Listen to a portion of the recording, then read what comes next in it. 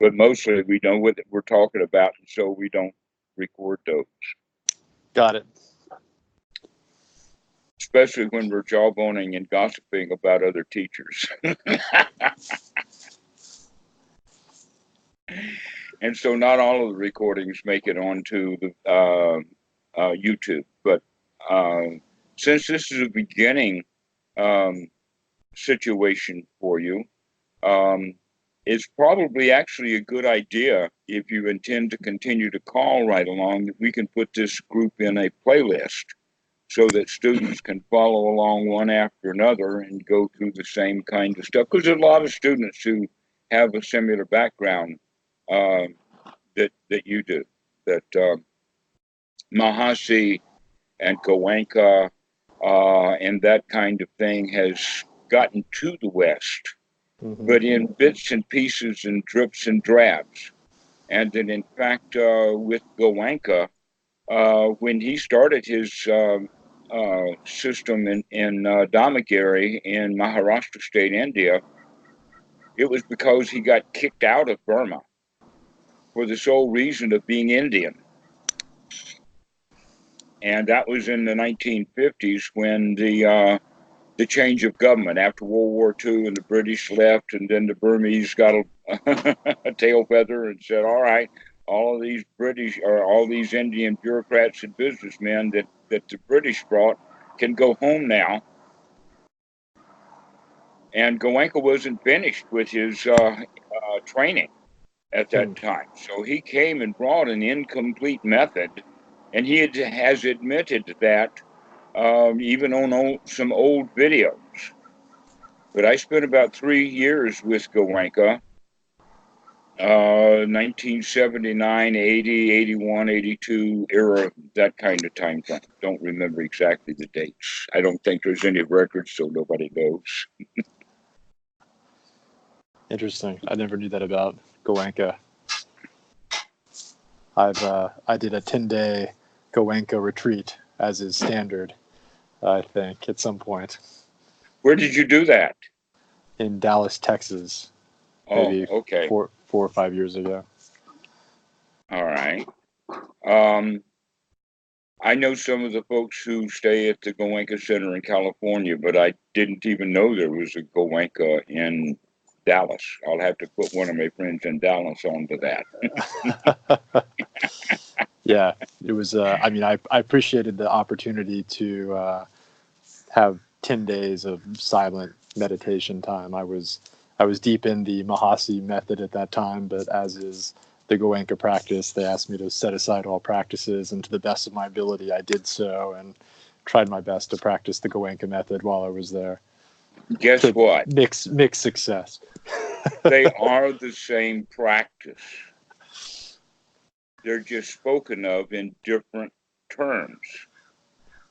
I I was doing the body scanning with the noting. At times, I may have stopped with vigilance about scanning from head to toe and head to toe and head to toe. But I tried my best. I kind of let the meditation do itself while I was there, and it felt All right. productive.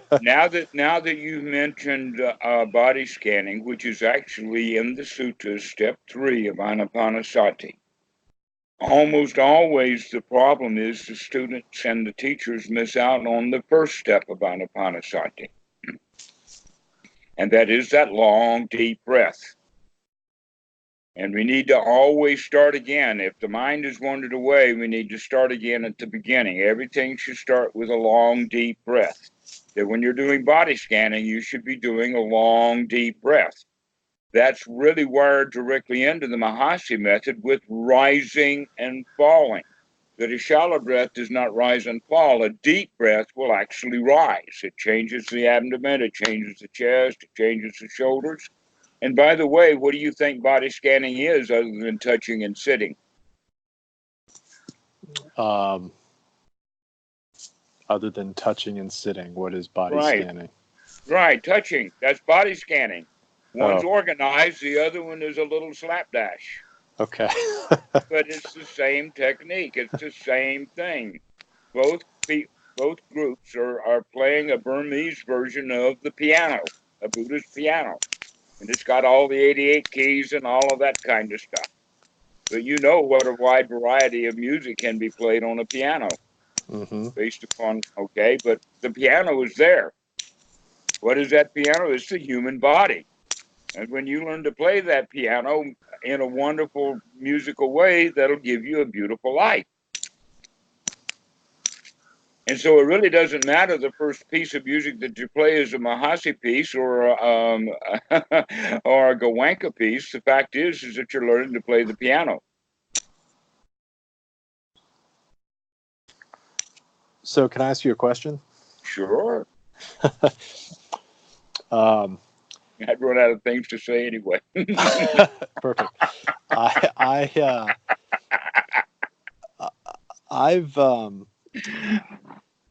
I've kind of reached a point in my meditation practice, and I had a while ago where you said this at the outset, and I think you sort of pegged me correctly.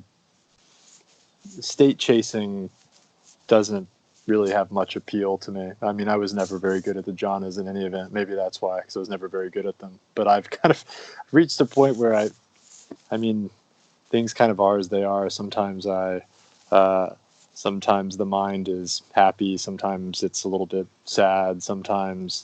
Um, sometimes I feel like I'm very concentrated and I can, detect every sensation as it's arising and passing away. And other times things feel a little cloudy.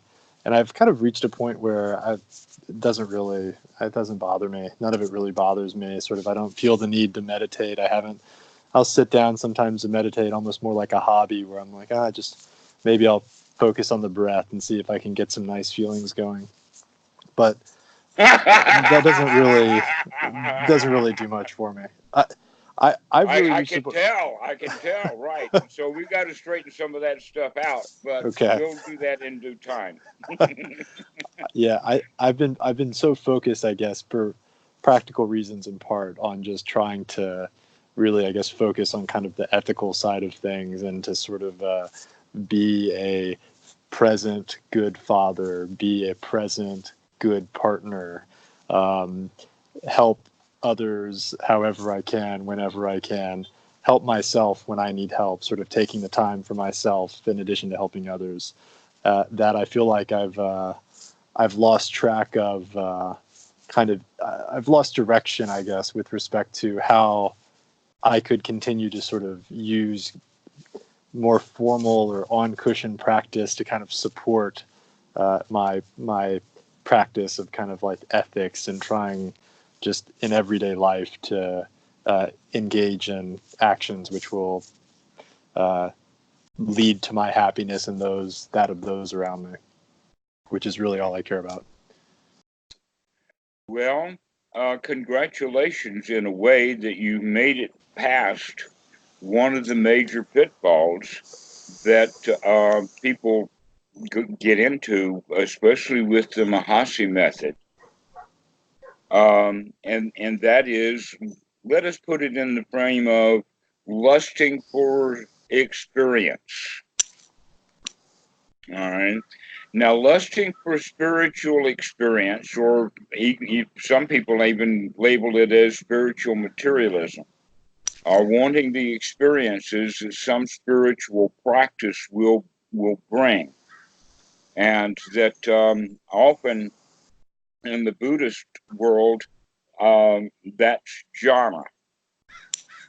And so people lust after jhana, but they almost always wind up being a victim of their own desire because, number one, they really don't know what jhana is. They don't know its drawbacks. They don't know actually if when they're in jhana, which jhana they're in, what are the attributes, and more than importantly, especially for the first jhana, they don't know how to develop the skill to get into the jhana. They don't know how to develop the skill to stay in the jhana, and they don't know how to develop the skill to get out of the jhana, the first jhana, which would then be either going back out of jhanas altogether or use that as an entry into the second jhana. And students don't know about all of this stuff. And now the thing that's really interesting is people go in and out of jhana states on kind of a regular basis. People even go into the nibbana states on a regular basis. Because Buddhadasa says that people would die. They'd burn their minds up if they didn't have a little bit of rest from time to time. And you can imagine it. There's an old television series called All in the Family with Archie Bunker, played by Carol O'Connor. You don't know it. You're too young. Never mind. I've heard of it. I've heard of All the Family. I can't say that I could place it.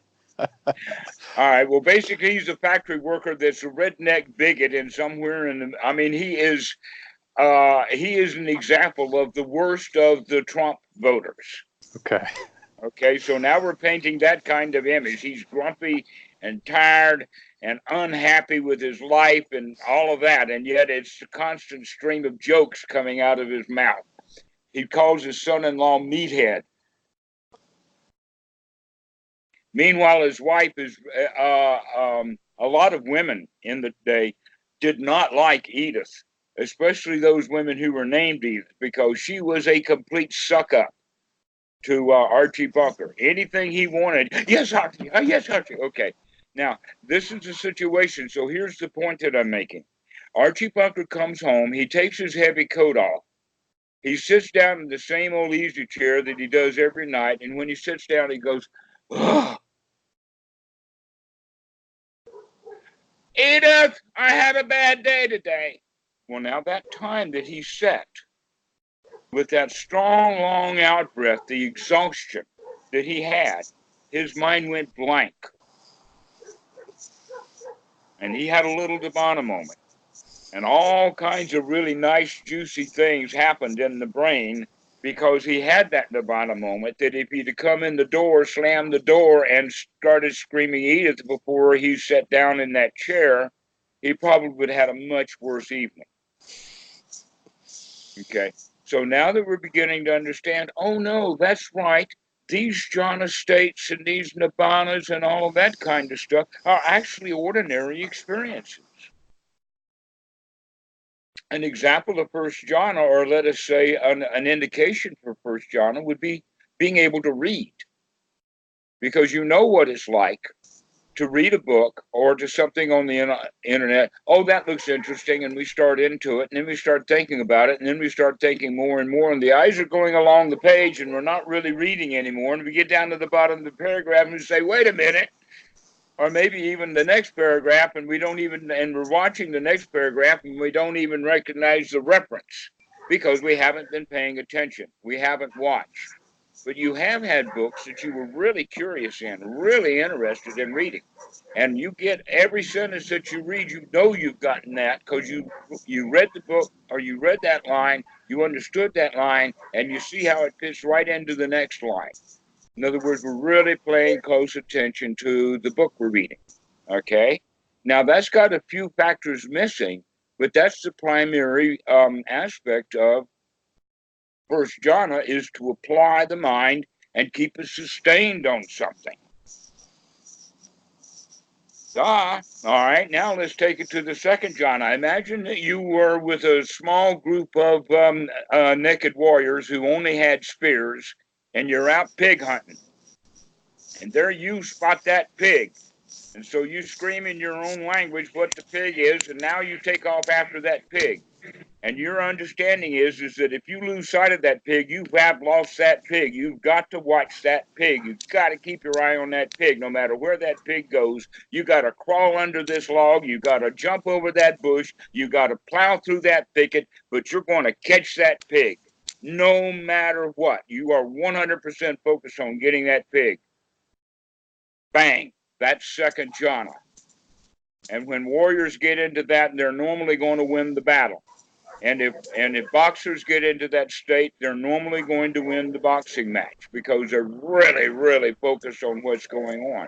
Now, here's another one that's kind of cute in that regard. Imagine that you were a Formula One racing car driver with a staff of mechanics of 20, and maybe $500,000 or $1 million into this car that you're in that you've been riding on.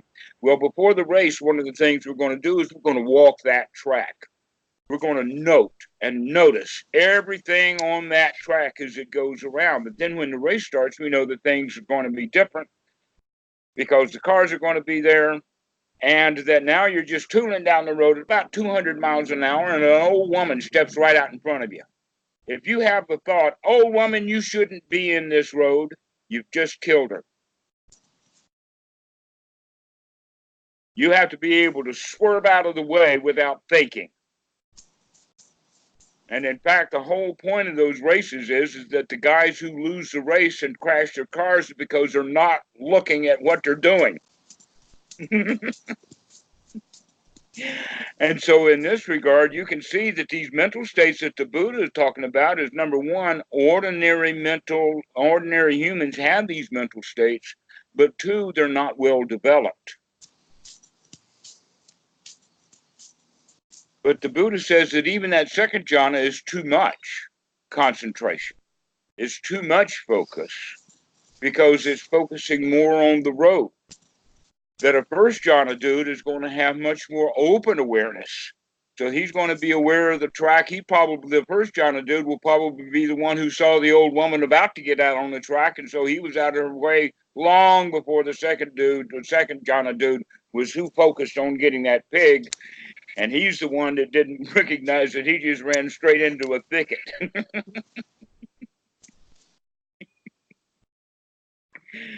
Okay, so now we're beginning to understand that these various jhanas have advantages and disadvantages and things like that. And that's what is the remarkable part about the quality of the Buddha. That most people, when they get introduced to the issues of jhanas, they think that the jhanas are an accomplishment that takes a long time to do, and that somehow or another these jhanas have enormous benefit and value. But basically what the people are doing is they're just lusting after an experience. And some people even will name the day and the time of the experience, and that experience now means I've got this attainment or that attainment. Fruit of soda pop, anagami, I'm an arahat, that kind of thing. All based upon experience, as opposed to keenly watching a process that happens. So that over time, for instance, with anger, in the beginning, people will say, "I'm not angry." They'll be in full denial. But then later, someone will point, maybe tomorrow, "You were really angry yesterday." And the guy says, "Maybe I was a little bit," And so in retrospect, we begin to understand that, yeah, we might have been angry or we were angry. But that's it, okay? The next time, though, or let us say eventually, the guy will actually, in his anger, recognize, somebody points it out, "You're angry," or he recognizes it himself and says, "Yeah, that's right, I am angry. This is anger." Now, the Buddha talks about anger in the following ways. One, it makes someone stink. Number two, it makes someone ugly. Number three, it makes someone sick. Number four, it makes someone, and this is the best one, stupid. And so that's why they don't want to have ad hominem attacks in debates, because an ad hominem attack is designed to get people angry, and when people get angry, they get stupid. The chess championship of 1972 with Boris Spassky and I forget his name, the American. Anyway, the American was playing games. He would sit down and he'd touch a piece of, and then he would move his hand back. He would almost touch it. The rule is that if you touch a piece, you have to move it. Uh-huh. And he was just about to touch the piece, and he'd stop. And then he would take his hand back, and then he'd get up, and then he would walk around, and then he would stand behind Spassky, and this just really freaked this really excellent chess player right out. And I forget his name again. Sorry, I just don't remember this guy. Bobby Fischer. It came. Okay. Bobby Fischer. Have you ever heard of the name? Yeah, I have, of course. World champion chess dude, but he played psychology games as well as chess. And this is not well known, but it was quite well known in the time. This is 1972, and the whole world was just laughing at what Boris Spassky was going through, all the conniption fits that he was having because he was being unsettled by. Well, guess what? Donald Trump is doing that to America right now. He's playing Bobby Fischer games. He's keeping people upset, uptight. They can't think straight. They don't Mm-hmm. know what to do. Nancy Pelosi is just so confused, poor lady. Impeach or not to impeach, you know? And so that's about anger. So once you recognize that you're in anger, you can recognize, oh, wait a minute, you would prefer that it to be your enemy who's angry because you want him to be ugly and to stink and to have no friends and to be stupid. But me, why should I be angry? And when we reflect upon it like that and see this anger and see what suffering it actually is, and when I'm angry at him and he's not angry at me, guess who's suffering? You are, or I am. Ah, right. And so if he's angry at me, or if he's, let us say it this way, if he's angry at the Buddha and the Buddha not angry at him, then what do we have? We have someone trying to give the gift of anger to the Buddha, and the Buddha doesn't want that gift. He Right, says, right, no, you can keep that gift. You're angry. You keep your anger. right. But there's also other ways to deal with it, and that is sympathetic vibrations. That if you really start teasing someone, it doesn't matter how angry they are, you can get them out of it within a minute or so. Mm. Like you're really angry.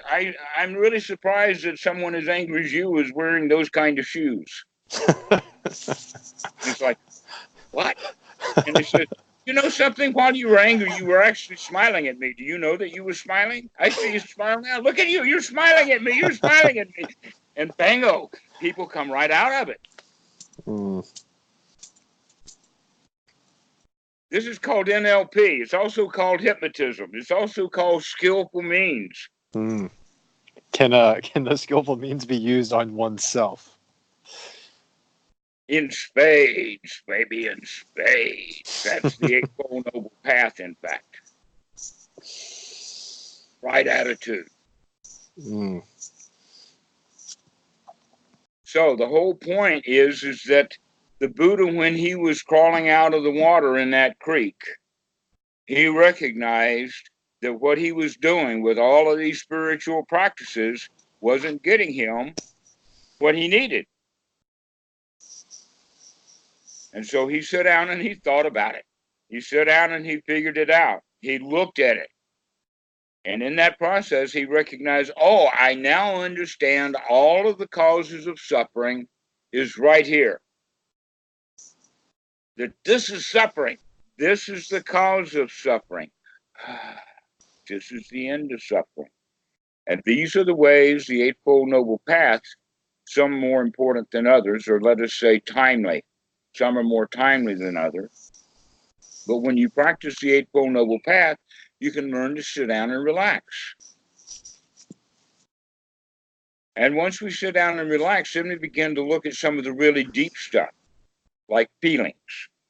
And then the even deeper stuff, like the drives that we have, drives of restlessness, drives of conceit, drives of fear of death, the really deep stuff.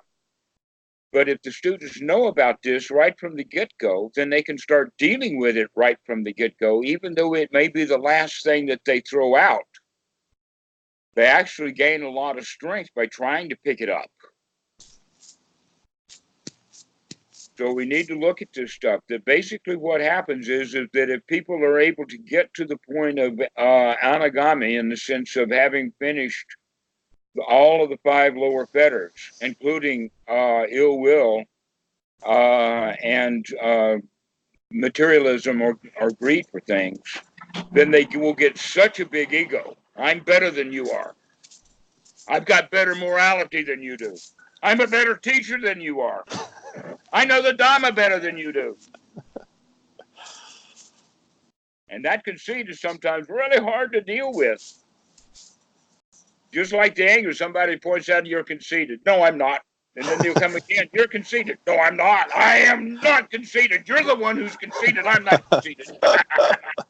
I'm the least conceited person there is. I'm the most humble I'm person that I'm the exists. most right. I'm the most humble, ill-conceited person in the White House. Right, exactly. Well, Dharma dudes and meditation teachers do that just like residents and preachers do. Unless they learn that, oh no, we've got to look at that stuff and we got to look at it early. We got to recognize what's going on there so that we can start dealing with it before we've gone too far into proving our conceit is correct. So I'll give you just a very short story, but later it's worthwhile talking about it. But the story is about fruit, gold, and diamonds. And people will fall into those three categories. The fruit are those who are just looking for subsistence. They're just trying to get some stuff. Gold is for the ones who are looking for, they've gone beyond subsistence. They're not living in a hovel. They've actually got maybe a palace or a bungalow, or they work on Wall Street, but they've got the money now, but they're still not satisfied. And then you have another group of people that would be like super sportsmen, the very best musicians, martial artists at the high quality, and those who study and become religious masters, gurus, etc., like that. And then there's the church lady whose behavior is better than everybody else. But now what you have with Dhammadus in Buddhism is you've got two out of throats. What are those two? One, we know the Dhamma better, and two, our behavior is better because we've got Sila now. And so that builds up that conceit. But if we can work with that conceit from the very beginning and see what it is and recognize it, then it's not going to be so much of a problem. But many people think, oh, because these are the high fetters, that we should wait until we get all of the lower fetters finished before we deal with the high fetters. But what we've done is we've actually robbed ourselves of the very skills that we needed because we've gotten too good to improve. They know about this long ago. In fact, there was a bestseller on New York Times bestseller list, and the name of it was The Peter Principle. And the whole book was about how people in professions will get promoted to their level of incompetence.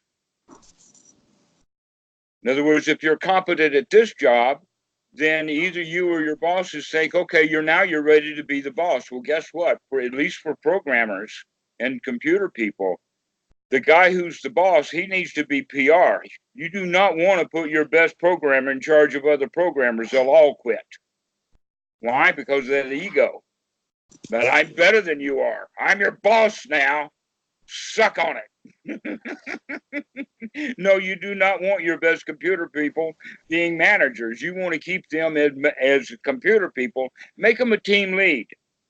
Give them all the youngest programmers and let him train them and be friends with them. But don't make him the boss or you'll screw things up.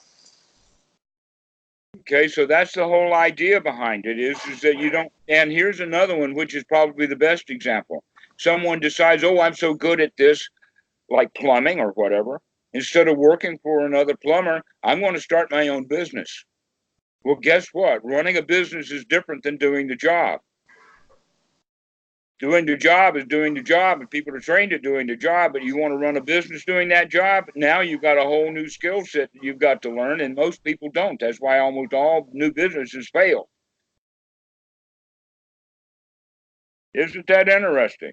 So that whole idea then is that we know, therefore we can now do something that we cannot do, and we become failures at it. And so that happens also in Buddhism. When people get really high up on the path, they begin to think, oh, I'm the best here. I'm the best monk in this temple. And then they won't progress any further. And so Zen talks about it in the sense of the beginner's mind. Oh no, let's start all over again. Let's start from the very beginning and walk up that tree. And in Anapanasati, that first step again is that long, deep breath.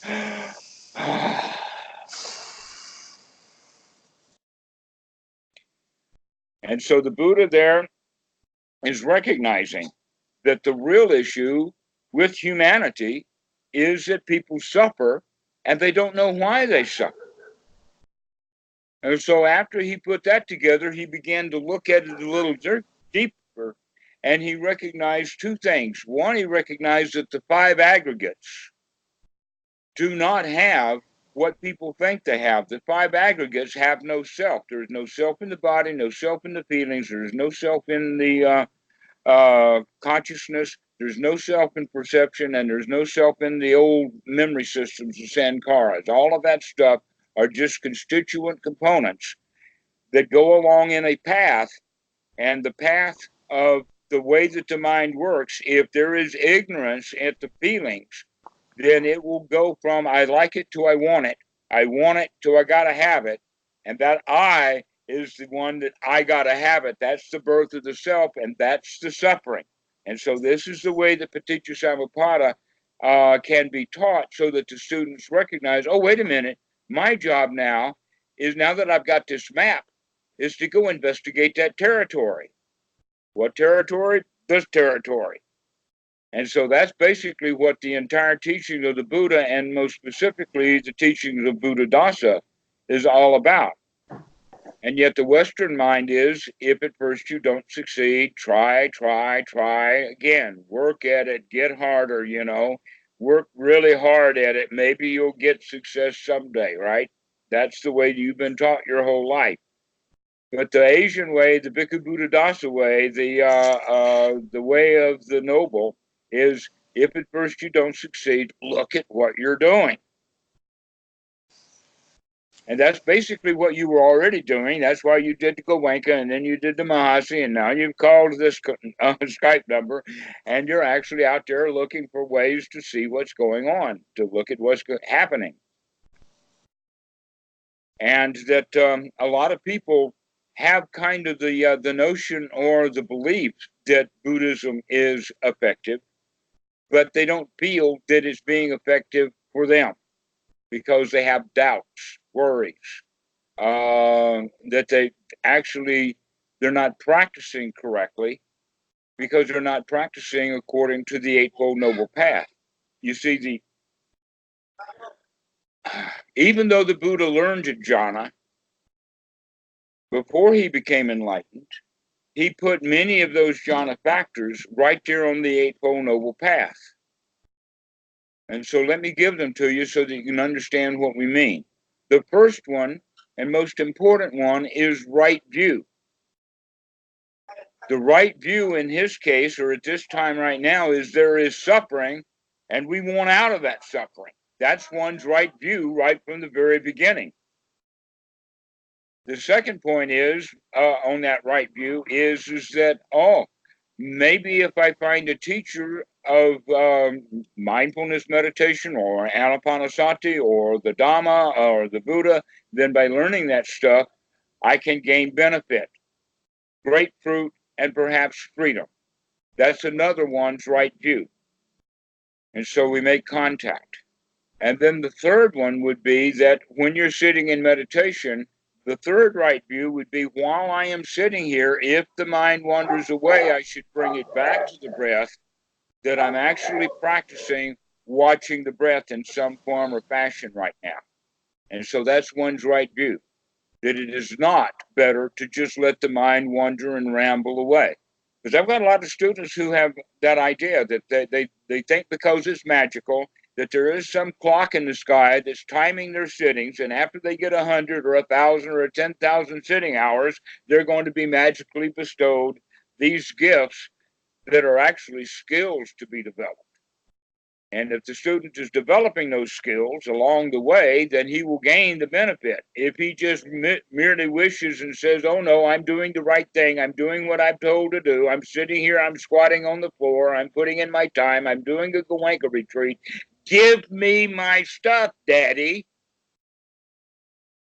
You promised me if I do these retreats, I'm going to get the benefits. Okay, you see the victimhood in that? The one up, one down? That you're going to be given the stuff from some deity or dude or someone better than you are because you're not able to get it yourself. That's the main problem right there, is that attitude. One's right noble attitude is a can-do attitude. I can do this. And that fits right in with that it's better to watch the breath than it is to have the mind wandering around. And so we say, oh, I can do this. I can see it. So now we're coming to the point of sati, the most important key of all. That important key is to remember. To remember what? To take one's right view, as opposed to doing it the way that we normally do things, by habit. That we're going to remember that we're not going to let the mind wander away. We're going to remember that we're going to bring it back to the breath. That in fact the mind will wander and wander. It's been wandering for years and years. Everybody's got a mind and it just wanders around, right? Okay. So if you can see that the mind is wandering away, a lot of people don't like that. It's like telling the guy you're angry. I'm not angry. All right. We deny it. Because to recognize it in one respect is to say, oh, monkey mind, monkey mind. You probably heard that expression. That it's a monkey mind. That's an old one. Goes back centuries, but it does not go back to the time of the Buddha. That in fact, that whole quality of monkey mind was because there were too many, let us call them students who did not have a good teacher. Or we can call them fools.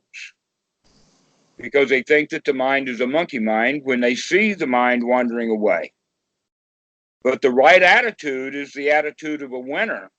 And so what we can do then is when we see the mind wandering away, aha, I caught you. I can see you. I see you there. I've been watching for this stuff and now I can see it. All right, that's the whole thing. Look at what you're doing. Aha, I see you. Actually, that one little thought will throw out all of the hindrances. Whatever the mind was doing before, when you say, aha, I caught you, and you can do that with great joy and great mirth, because you've just had yet another insight. Every time you can see the mind wandering away, you can say, aha, I caught you. And so seeing the mind wandering away is a skill to be developed, and so we have to develop that skill over and over and over and over, just like you would practice a musical instrument. But one of the qualities of, let us say, beginning students who will become good musicians is that many times when they're practicing piano, they're not practicing music. What they're practicing is chords and scales. They're practicing fingering techniques. Okay, so this is what we mean by then these basic rudimentary parts of the Eightfold Noble Path are in fact those kind of things. This is not music yet. This is just getting the mind cleaned out. But we're already singing that note of, aha, I caught you. And we do that joyfully. Because it's a loser who says, oh, monkey mind, oh, this is so hard. Oh, maybe I'm not following instructions right. Oh, maybe the teacher doesn't know how to teach very well. Oh, maybe this Buddhism is a bunch of crap anyway. You can hear all of that stuff going on in the mind, right? You probably had those very thoughts at one time or another, all of that crap in there. But when you can see that crap, then you say, aha, I caught you, Mr. Doubt. I can see that doubt. And by doing that, we become successful. And the more successful at meditation that we get, then the deeper our confidence grows. The Pali word is shraddha, and it's often always translated as faith. It's in the textbooks. It's in the translations as faith. But unfortunately, the Christians have already stolen that word. They pounded it to death. They tore it in half, and they found out that it was completely empty. And so they show you the two halves of a coconut-like shell of faith and say, you have to understand that there's nothing in there, and you have to believe that there is something in there.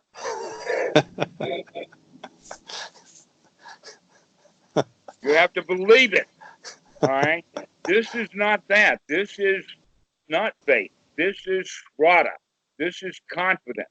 And that confidence grows through success. One success after another. Every time that you catch the mind wandering away and bring it back to the breath joyfully and happily, you have, in fact, gotten some success at doing that. And so you're beginning to build the power, and one of the powers is the feeling of success, the feeling of satisfaction, the feeling of safety, security, contentment. These kind of words together is bound up in the Pali word of Iddhyapada. Now, in magical Buddhism, the Buddhism that we can also refer to as the Buddhist religion, they see the Iddhyapada as magical powers. Diving in the dirt, swimming around in the dirt, walking through walls, walking on water. You know those, you've heard about them. Seeing things that are not here. Watching comings and goings of beings throughout their various lifetimes. In other words, real magical stuff. Yeah. That's the power of the religion. But those powers are not liberating for several reasons. One is that people do not attain those things in general.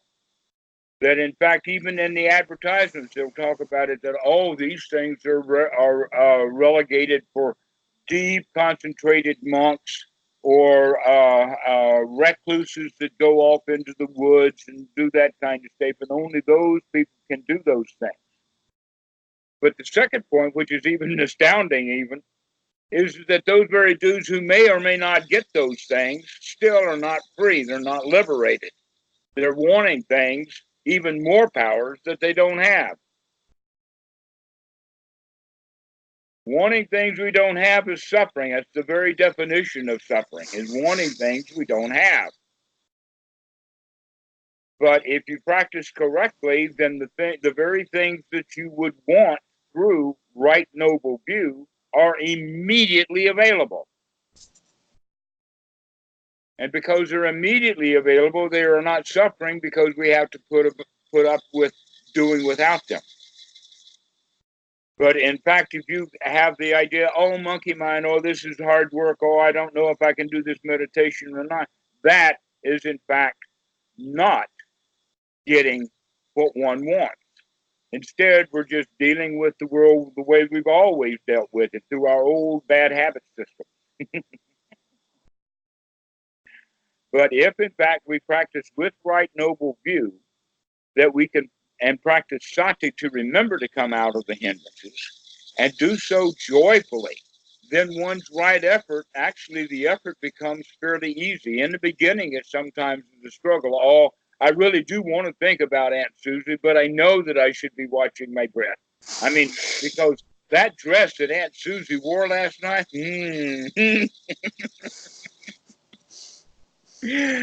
and so we don't want to get out of the suffering. We don't want to get out of wanting Aunt Susie that we can't have right now. However, if we can make that change of attitude, that, aha, I caught you, Mr. Lusting after Susie in her dress. I see you. And I know that that's not what I want to do right now. What I want to do right now is come back to the breath and be happy in the here now without Aunt Susie. And so we happily throw Aunt Susie out with, aha, I caught you. And now we can pay attention to and have in the mind that which is happening in this present moment, taking that deep in breath, letting that deep breath out come out in a big happy sigh. And we do some of that, and we come back to this here now. And then we begin to open the senses so that we can see that the eyes can see. We can hear that the ears can hear. We can touch the body, all over the body. In fact, that there are more neurons in one's fingertip than there are in the eyes. It's just that the eyes, rods and the cones have a whole lot of processing power and lenses to focus. But in fact, the whole human body is absolutely covered with neurons. It's literally that we wear our brains as skin. That there's only one place that has more neurons than the skin itself. You know what that is? It's the cerebellum. It's that old memory system in the buried in the deep back part of the brain that is even behind the anterior cortex, that is often referred to as the reptilian brain, and I really like that. In fact, some of my students call it the lizard brain. And that lizard brain, we've had our whole lives, and it's kept us alive. We couldn't do without it. I mean, if you had to remember to breathe, then you'd die at night. Oh no, there's a part of the brain that keeps all of that stuff going for us. All right. And in a way, it's kind of like an automatic pilot on a commercial aircraft. Mm. But the problem with an automatic pilot is there's birds, there's turbulence, there's mountains, there's other airplanes, there's all kinds of stuff that the captain has to be alert to. He's got to watch where he's going, literally. And automatic pilots do not watch where they're going. They react. And we react to feelings. We react to fear. We react to things. And that's what the reactionary mind does. It's the reptilian brain. And everything that you can do that a crocodile can do is done with your own reptilian brain. So think about it. The reptilian brain that's in the crocodile allows the crocodile to swim, to paddle, to walk up on the shore, to wag his tail. In fact, we can't even do that. He can open his mouth. He can see. He can hear. All of the stuff that the crocodile can do, that you can do, is done by your own reptilian brain. What can the crocodile not do? He cannot see dukkha. You can. The reptile cannot control his own breath. He doesn't even know what that's about.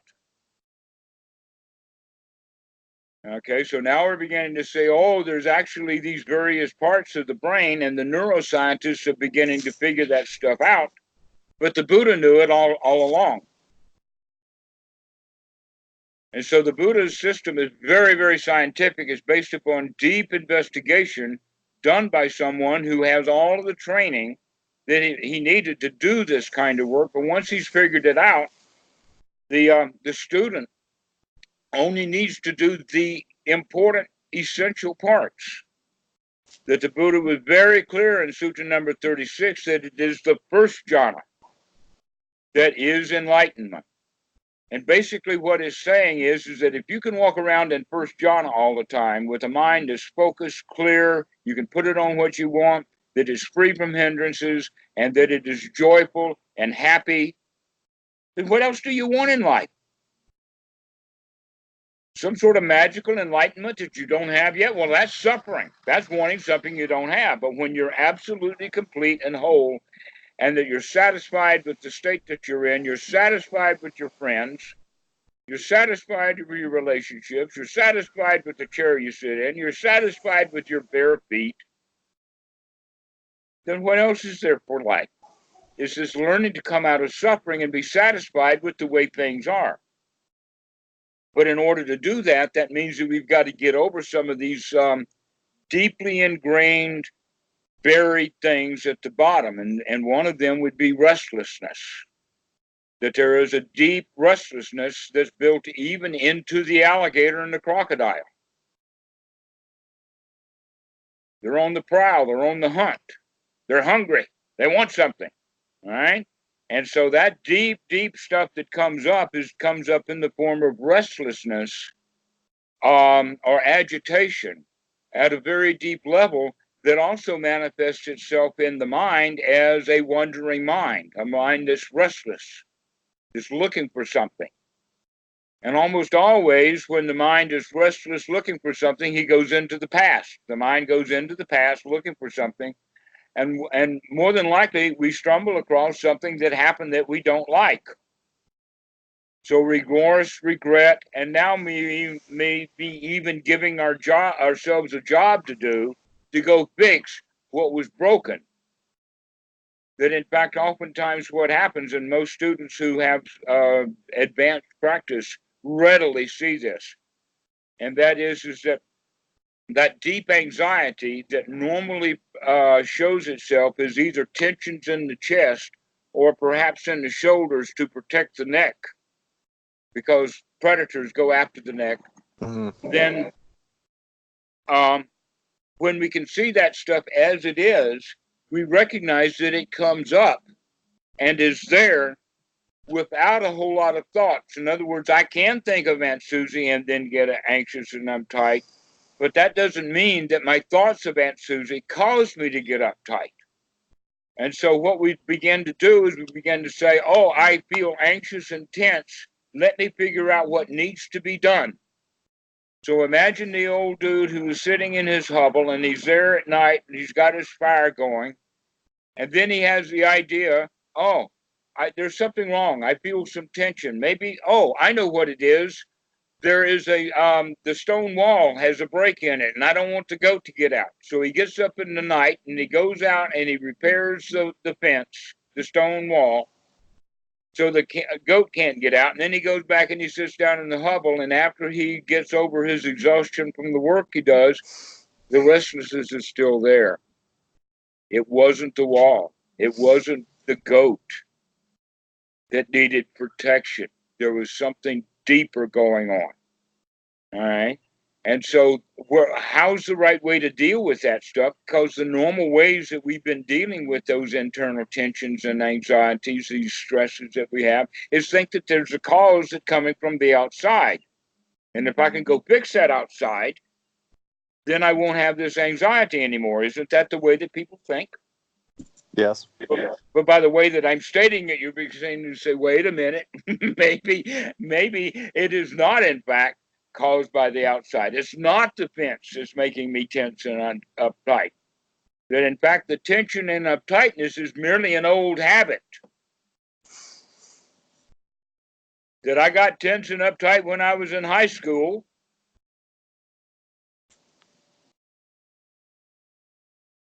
And I've been tense and uptight ever since then. And in fact, if I think about high school, oh no, I went into high school really tense. When I was 13, that's when it really got high. But even when I was in first grade, when the teacher says, pay attention, Dickie, that's when the anxiety starts. It starts early in childhood. That in fact, that tension goes all the way back to tantrums, when the little kid doesn't get what he wants. And the latest one, in fact, this is quite humorous. The kid's playing with the cell phone and the cell phone battery goes dead and the kid has a tantrum. What does mother try to do? She tries to get that cell phone plugged in as soon as she can to get that kid back into the cell phone so he'll stop his tantrum. She's missing a wonderful opportunity to have a conversation.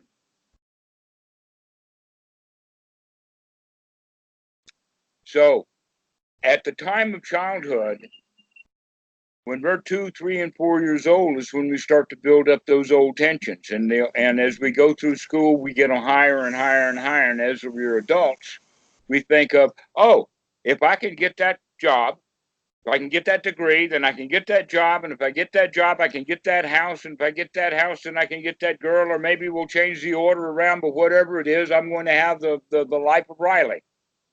And then in the middle age, they started wondering, oh, wait a minute, I need a pocket rocket now. I'm going to get an SL 500 or something like that, maybe even a Ferrari or two. And then when they get close to old age, then they say, wait a minute, I'm going to be happy when I retire. And then retirement comes, and often what happens is the guy croaks right after it because he's bored with his life now. He's got nothing to do. He's got no reason to live.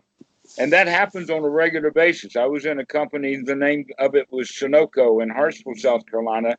And Sunoco, not Sun Oil Company, makes wrappers for candy, like Mars bars and Pringle cans and all of that kind of stuff. And there on the corporate wall in the corporate headquarters is a huge, long list of people who have died, and they're there in memory. And one of the things that they have is the last day that he worked at Sunoco and his death date. And you'd be surprised at how close they are, all within a couple of years.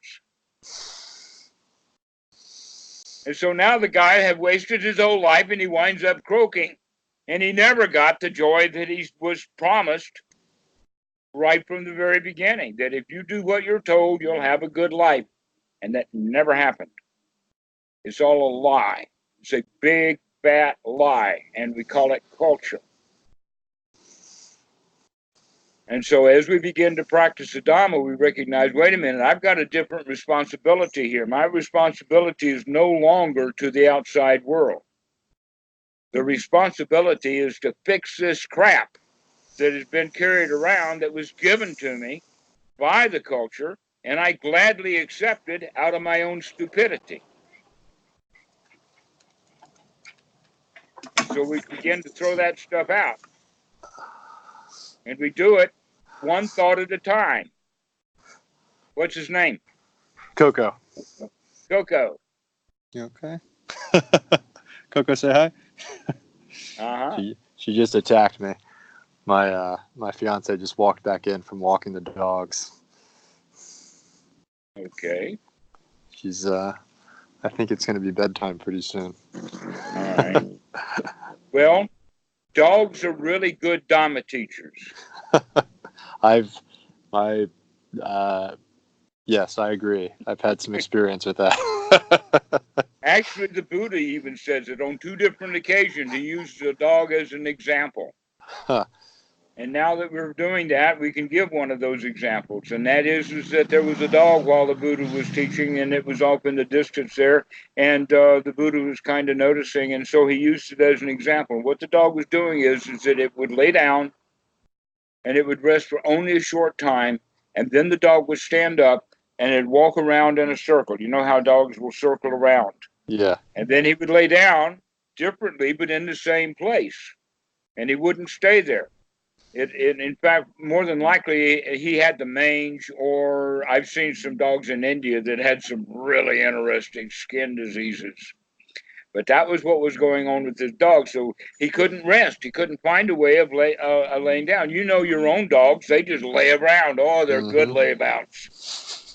You need to learn to do that. That's the teaching of the dog, is to learn to lay about. But here's this dog getting up, running around in a circle, and then laying back down, not staying long, getting up, running around in a circle, and then laying back down. And the Buddha pointed out, watch that dog, because that's who you are. Mentally. We lay down to rest in the fact of watching the breath, and then we get up and we run around in hindrances for a while, and then we lay back down into our meditation, and then we get up and we start spinning again. And your job now is to watch that sequence happen and to note it and to see it, not hate it. Why? Because you're the champion now. You are not the victim. That dog was a victim. He was a victim of whatever thing that kept him from being able to relax. But you're not a victim. You're not the dog. You've got a higher mind than that. You can recognize, oh, I can come out of this. And so we start building that confidence, that shraddha. We start taking on right noble attitude.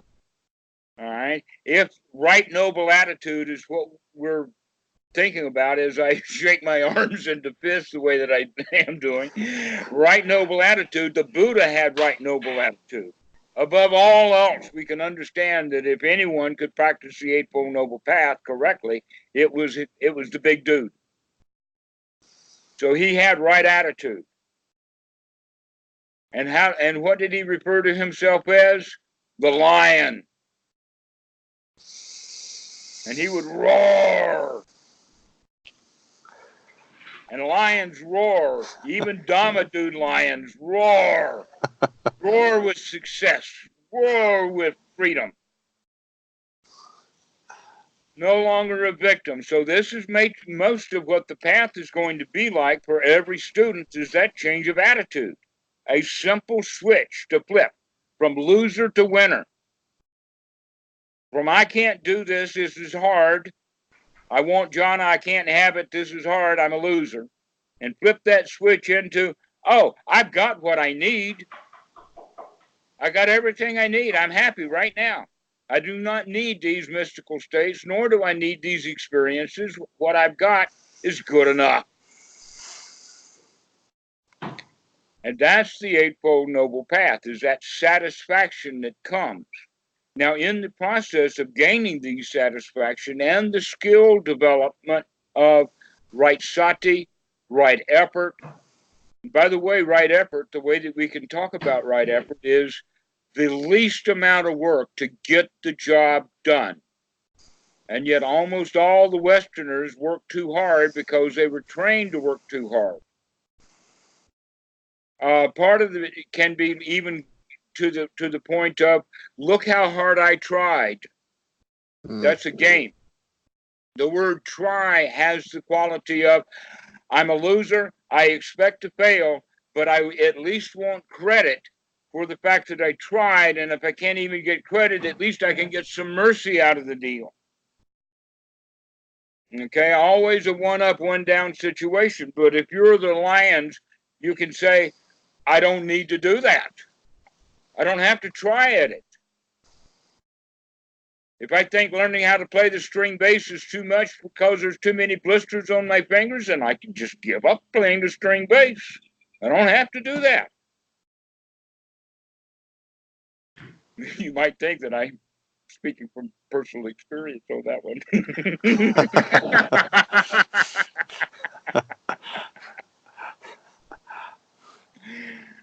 So that's the whole idea, that we get stuck into trying things.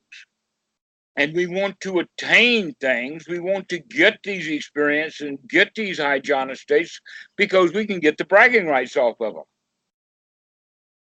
Because if I can get bragging rights, then I can be happy. Right? Well, guess what? You can be happy without the bragging rights. And that's what the teaching of the Buddha is all about, is to give up trying to gain bragging rights and only get just enough of the Dhamma that you need to be happy. And so in that respect, the Buddha's path is not that difficult. And yet look how hard people try for so many years, working so hard. I've seen guys sit in meditation in Burma, in the temples there, in several different ones. One was the Mahasi Center. And there was this one good that all of the others looked up to him because he sat there. He only did 3 things in his life. He would go for Pendabat and eat his food. And then a few hours later, he would take a crap. But other than that, he just sat there. He just sat there all night long, up until the morning, until it was breakfast time. He'd go for Pendabat. Then later he'd take a crap. But other than that, he was always sitting. And everybody thought that was so precious. Oh, he's so marvelous. Oh, he's so wonderful. But the real point is that you do not want to deal with that dude, because if you disturb his meditation, he's going to become a real asshole in a hurry. In fact, there's a really beautiful example of that in the movie called The Life of Brian, where Brian is being chased by the crowd, and he stumbles into this hole that a holy man has been sitting in. He's been sitting there in silence for 20 years. And Brian falls right on top of him, and the guy says, ouch! And then he looks, and then he says, I've been here for 20 years in silence, and you broke my silence. You jumped right on me. Well, what's the point if that's your attitude that you've been spending 20 years, you know?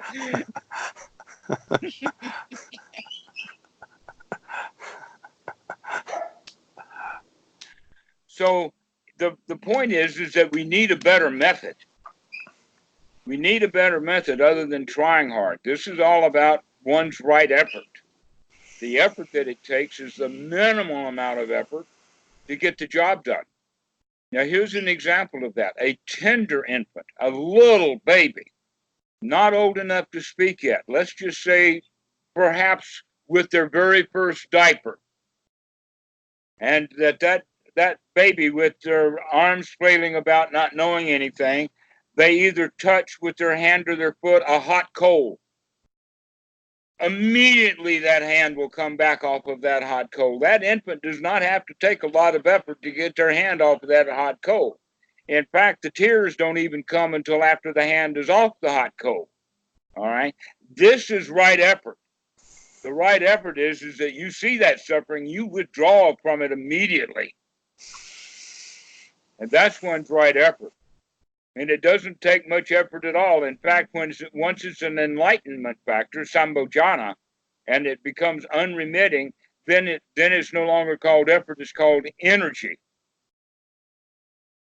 It is almost like a spring. That child's arm is almost like a spring, that when it touches that hot coal, it immediately withdraws. It does not take any mental processing much at all. And that's good, because that child does not have much mental processing there. All it's got is that little reptilian brain that's not even fully grown yet. Well, thank you very much for speaking with me tonight. And I Can you take 3 more minutes? Yes. Okay. In 3 minutes, we have to take the review of right effort, coupled with right sati, right attitude, and right noble view. These things have to be practiced on a regular, constant basis. This is what meditation should be all about, is to remember to be joyful, to come back to the beginning again, take that long, deep breath, and become satisfied and contented, and stay in that state. Practice that state. In fact, you can actually call that the third noble truth. Figure out for yourself what it's like to be free from suffering just for a short moment. Have a little Dhammarato moment over and over and over again. Every time you can think of it. And you can think of it a lot when you're sitting on the cushion, but during the day it's kind of hard to think about. So we'll give you some instructions on what to do about that next time. But meanwhile, your job is take that deep breath every time you can think of it. Be satisfied with that deep breath, and be satisfied with your practice as it is right now, instead of lusting for something you don't have. Okay. Okay? May the joy be with you. Thank you so much. We'll see you later. Okay. When are you going to call again? When do you recommend? I would recommend students for a while call at least once a week. Okay. And you can call anytime that you have a question or a burning desire. I don't do much desire fulfillment, but if you've got a burning desire.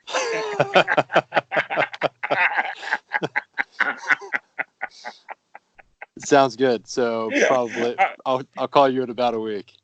Okay. All right, Chad. I've really enjoyed our conversation. I'm glad you did too. I did too. Thank you very much. Yes. Okay. Laughing wisdom. It's in the suttas. The Sariputta was known by the Buddha as one who has laughing wisdom. I like that. All right. Well, thank you. Humor is missing in the suttas somewhere. I mean, in the Western Buddhism. Let's bring the joy back. May the joy be with you. Thank you. I'll talk to you soon. Bye.